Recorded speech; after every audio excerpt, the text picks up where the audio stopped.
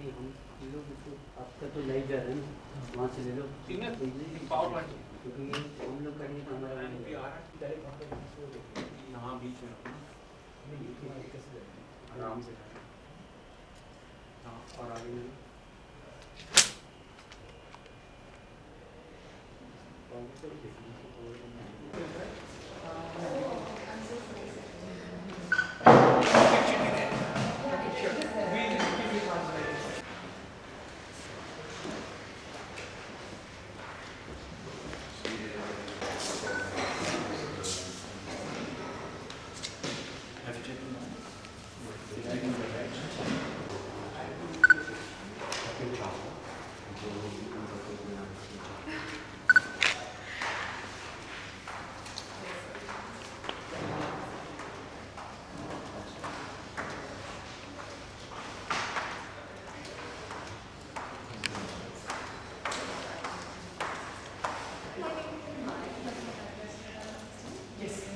There's so many on the right.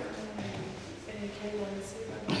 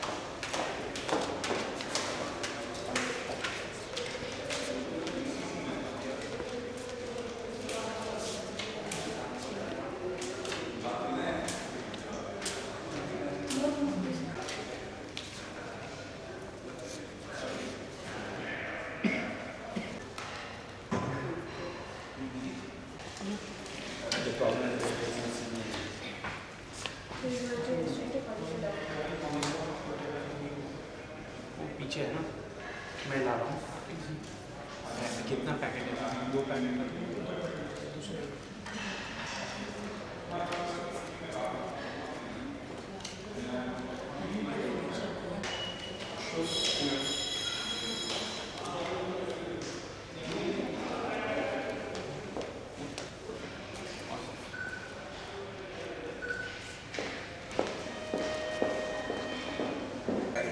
just check hello hello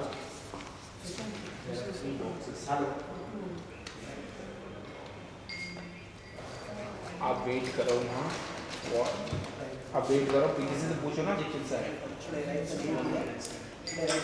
हाँ तो wait करो ना वेट करो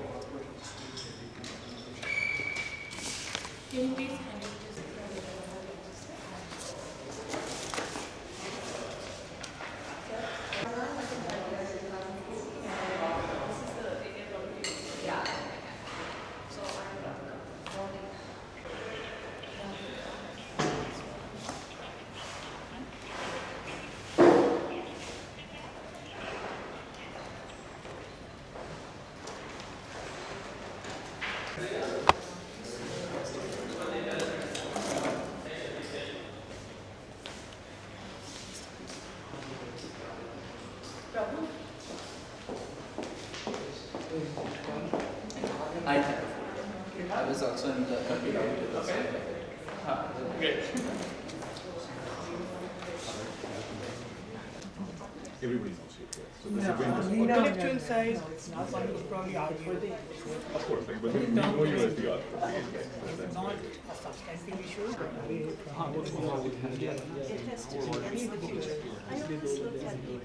the way it would be debated is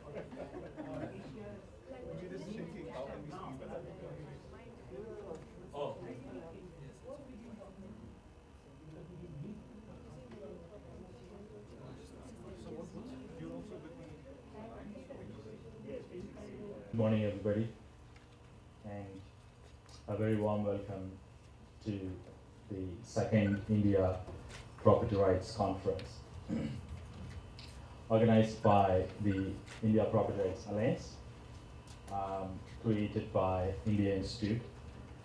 India Institute is a not-for-profit, independent, free market think tank. Our major activities include research, advocacy, and outreach in the areas of education, property rights, and rule of law. Our motivation is our mission to promote dignity, choice, and enterprise. We think it is the fundamental right of every human being to realize their aspiration for a prosperous life of their desire without compromising their right to dignity. Unfortunately, around the world today, there are revolts, disturbances, terror attacks, and wars. Simultaneously,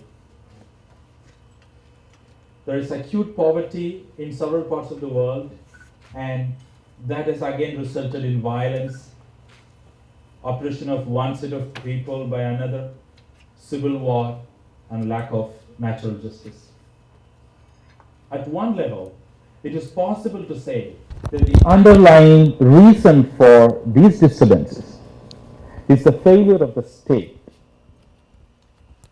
to ensure a legal and political ecology that allows livelihood opportunities with safety and dignity. If there is one thing that can be pinned as the common thread in this failure of the state, it is a failure to uphold rule of law and protect property rights of the individuals. These two factors affect every single aspect of our lives. Whether it is our ability to live and lead a peaceful personal life, or go professionally, or take active part in influencing the society we live in. Rule of law, to work, would mean laws that are fair, predictable, applicable equally to all, least interfering in our personal lives unless it is to protect similar freedom of others. Property rights, similarly, are called a bundle of rights, but in essence, they are the rights of a person to keep, dispose of, or give away what he has rightfully acquired through hard work. Whenever the state has failed to protect these rights, there has been chaos. Therefore, it is only fit that the performance of nations of the world are ranked for rule of law and property rights. The Property Rights Alliance has been doing this very important job in the form of the International Property Rights Index. And India Property Rights Alliance is happy to partner with them for the official global launch of the 2016 index at this second India Property Rights Conference. The India Property Rights Alliance is an India Institute initiative to create a network of organizations and individuals committed to promoting rule of law and strong property rights through dialogue, research, and advocacy. The India Property Rights Conference, of which this is a second edition, is the annual stock-taking exercise we started last year to keep in focus the public discourse on rule of law and property rights. This year, I'm very excited that we will have with us Mrs. Meenakshi Lekhi, the Lok Sabha MP from New Delhi constituency, national spokesperson of BJP, and herself a Supreme Court lawyer who is on her way to launch the index and deliver the keynote address. And I'm also very excited that we have with us Professor Sari Levy Carciante, Professor of Economics at the Central University of Venezuela. I hope I translated it correctly from Spanish. And the author of the index. She has added several currently relevant dimensions to the analysis, including social capital, gender equality, research, innovation, among other things. And of course, we have with us Lorenzo and Christopher, who have now become almost like known to most of the people here, right, from the Property Rights Alliance. And a great set of speakers we have lined up, and unlike last year, we have created sub-themes within themes based on the feedback we got last year from participants, so that the discussions are more focused and we have more time this year for Q&A.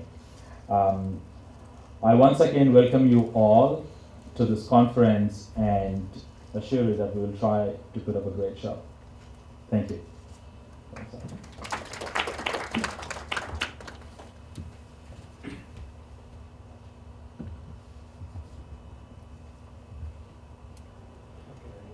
Yeah, please.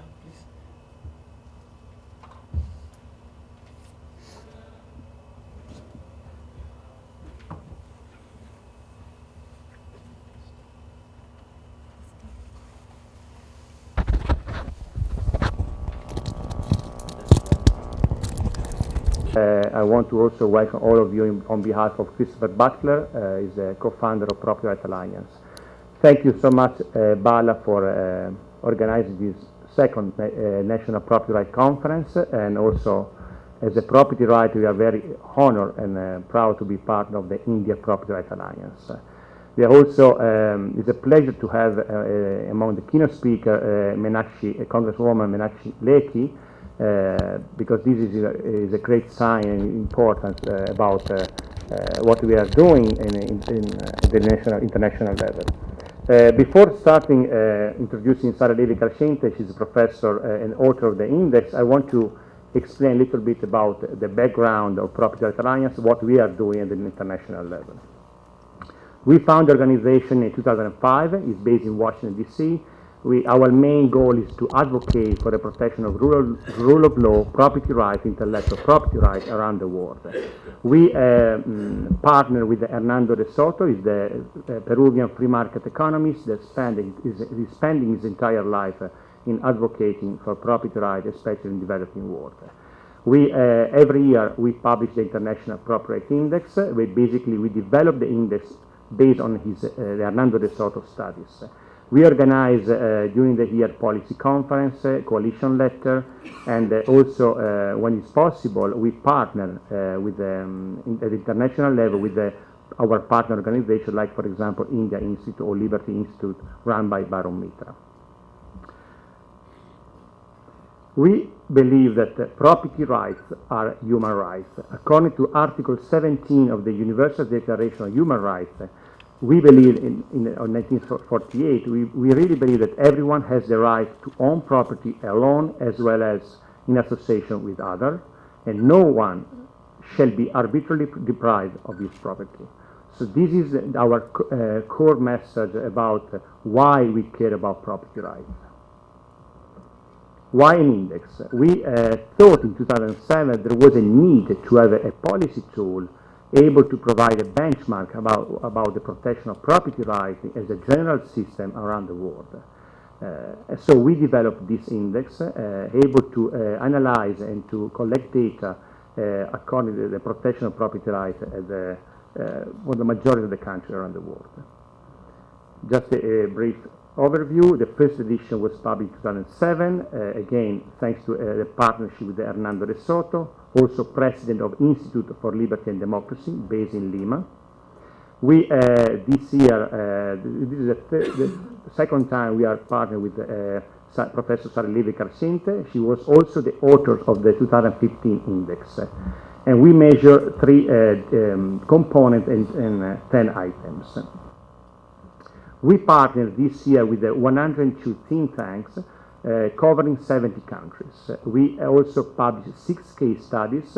The first one is on property right toolbox prepared by a Greek economist that used to work in the World Bank and used to work in partnership with Hernando de Soto to reform the property right system in Peru.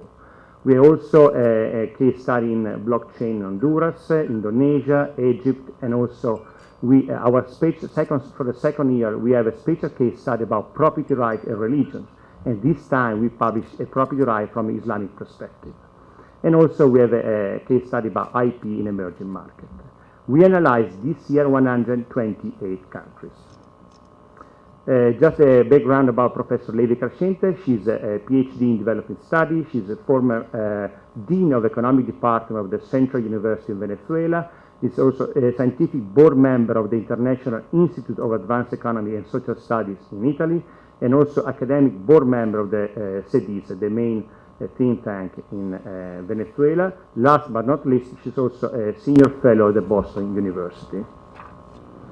This is the network of the 102 think tanks around the world, from Afghanistan to South Africa.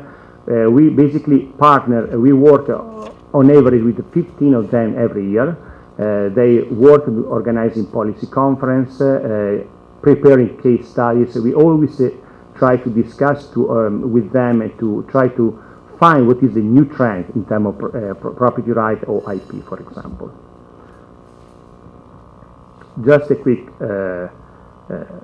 information about the methodology. As I mentioned, we cover 3 components, 10 items. The scale goes from 0 to 10, being 0 the worst in terms of score and 10 the best. In the 2016 edition, as I mentioned, we cover data from 2010 to 2016, and we collect data from a different sources like IMF, World Bank, International Intellectual Property Alliance, Special 301 report, and also the Doing Business from the World Bank. This is the structure of the index. I'm not going into the details because I will leave Professor Sara Levi-Carcente to explain how we collect data. But you can see that the main framework is the legal political environment, the physical property right, and the intellectual property right. In each component we have a different item, like for the legal political environment we cover the judicial independence, the rule of law, the control of corruption, and the protection of, and the control of corruption, yes. The physical property right is a physical property, registering property and access to loan, while for IP, a protection of IP, patent protection, and copyright piracy. This is the list of a case study we published this year, as I mentioned before. So it's an all case study prepared by our partner. So, and they try to cover and to analyze what's going on in their country on one of the specific items covered by the index. This is just an example of our special partnership. We partner with the Ibernia Forum, as a think tank based in Ireland, that they are working a lot on protecting property rights, rule of law, and tax competition. Or, for example, the Southeast Asian Network for Development is the new regional think tank based in Kuala Lumpur. Even in this case, last year, for example, we present officially the index in Malaysia, and with them we travel into Thailand and Singapore. So, and the last one is the India Property Right Alliance. Last year we were here for the first conference, and this year we decided with Bala to officially present the new index and to officially launch the new index in New Delhi. So Just to give you another information, the index so far is being used by different international organizations or prestigious magazines like Forbes, Economy, Financial Times, the USTR, the International Trade Commission, and the OECD, and also the IMF and World Bank. Saying that, I thank you again for your participation and leave the floor to Professor Sara Levi-Crescente. She will provide the finding of the new index. Thank you.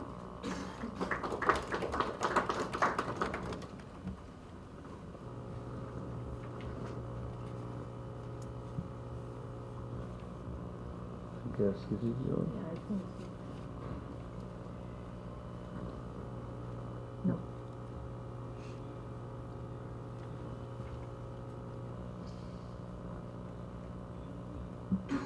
I don't know what it is. No, this is not.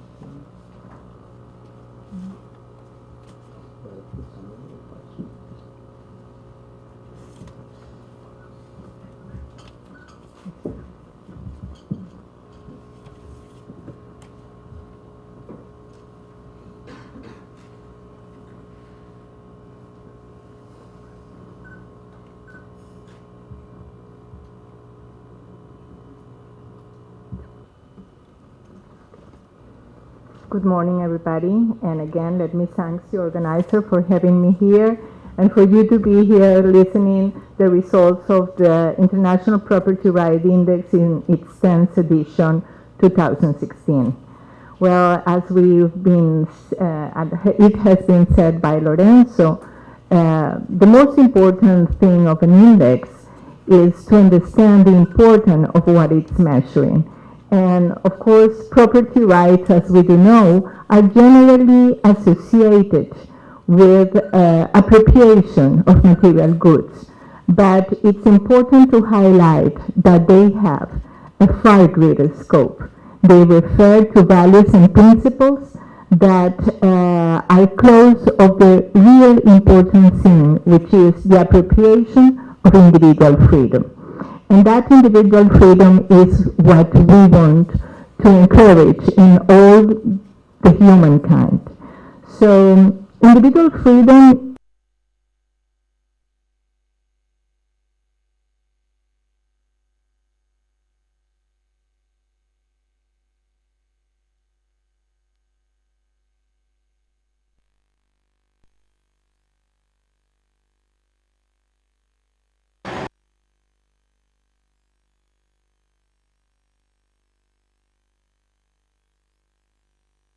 freedom is the most important value that enhance a property rights system. And this, again, is what we want to foster, creating not only a value of, creating a value of sense of life. But in addition of its self-relevance, property rights has demonstrated that they can act as a catalyst for economic growth and social development. So it's important by itself, but it's important also for what it creates. And here we are in the 21st century, standing in the so-called knowledge society. And in the knowledge society, property rights regain importance. And we say that because we are talking about a new kind of society, a network society, when we are always connected all over the world any minute.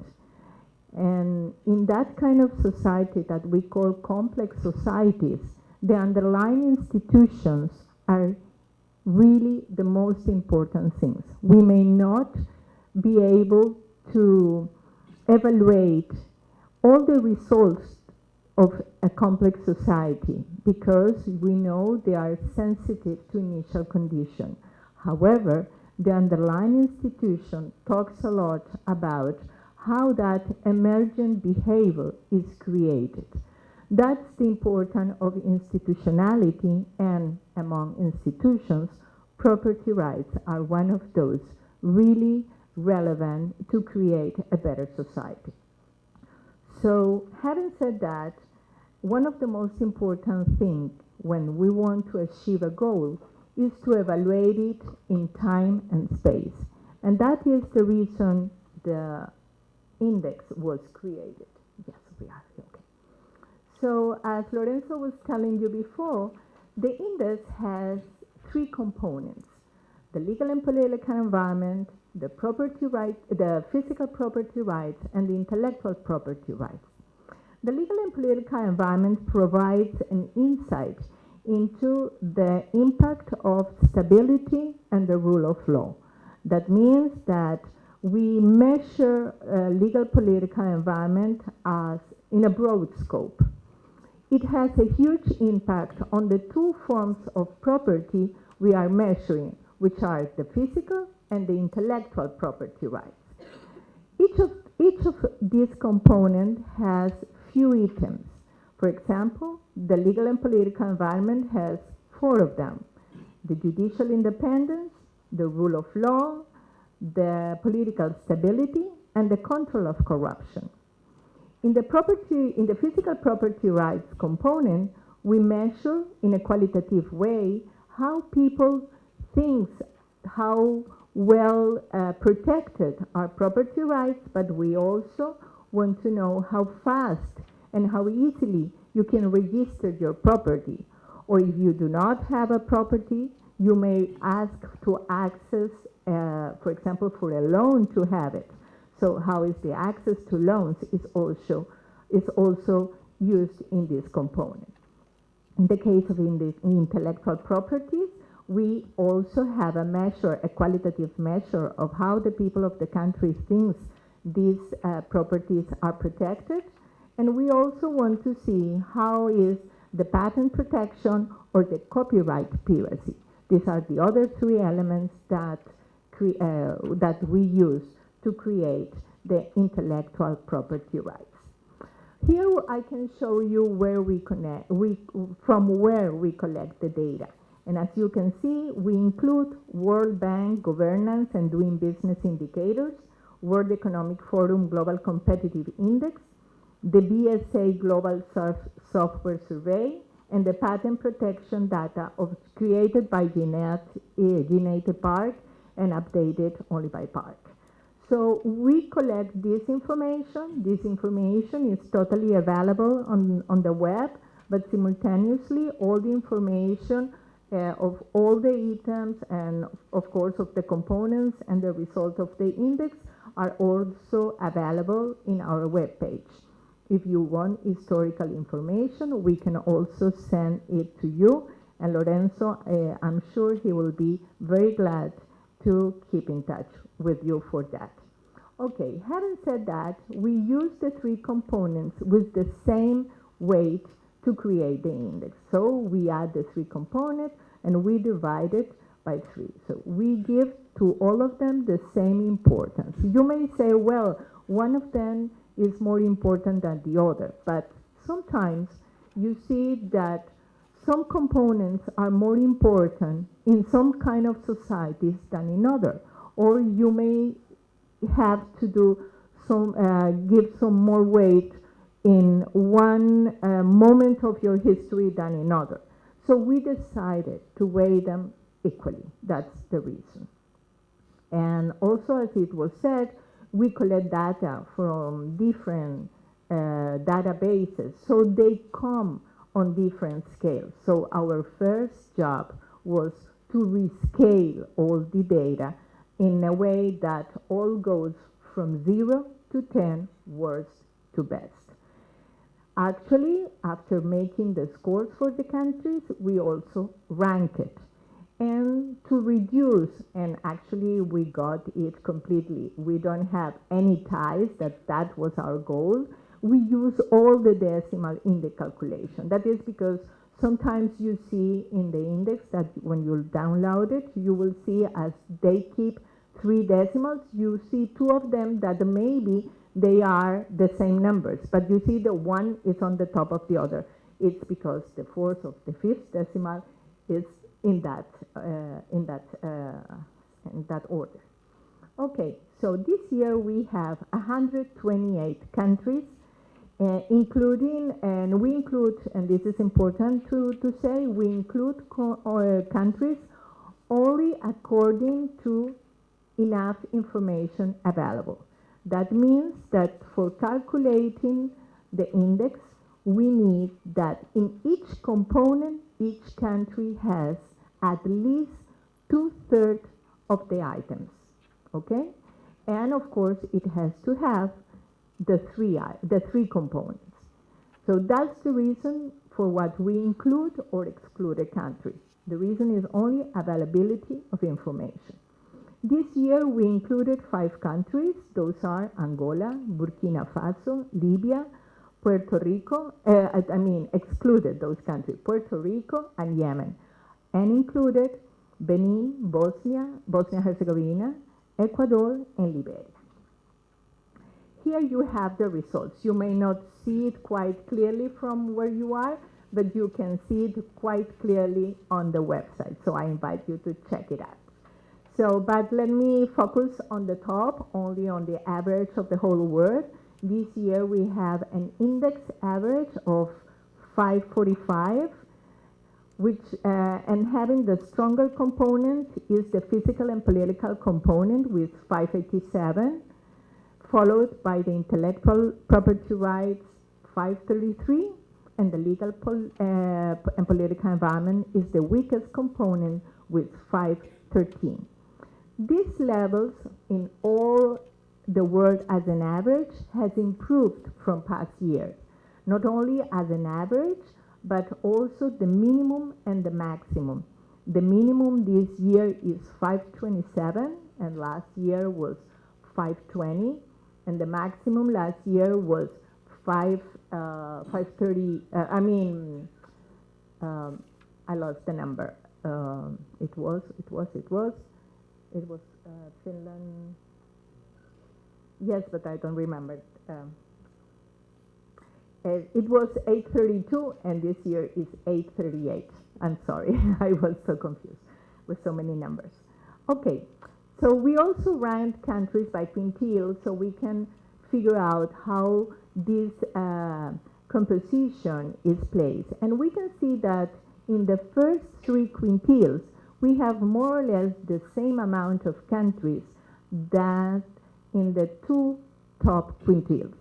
This means that we have a lot of room to do and to improve this property rights system all around the world. Here we have the 15 top and the 15 bottom countries, just to give you some examples of results.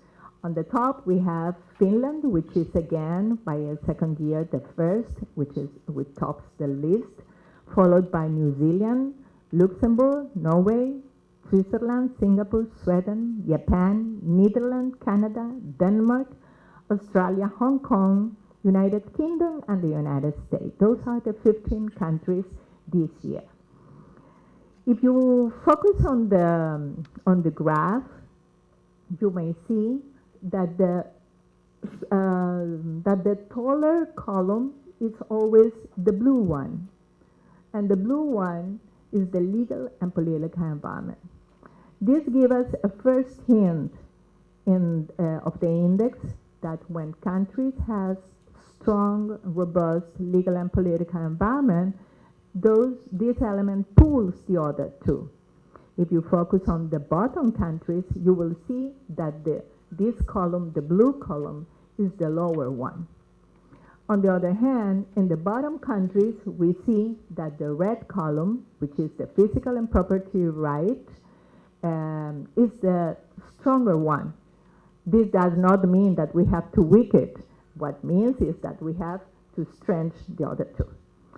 So from the bottom countries this year, going from the bottom is Venezuela, Myanmar, Bangladesh, Haiti, Zimbabwe, Burundi, Nigeria, Pakistan, Moldova, Mauritania, Chad, Lebanon, Madagascar, Ukraine, and Nicaragua. Those are the 15 bottom countries. But let's focus again. Oh, I want to say another thing. Yes, let's focus again on the top countries.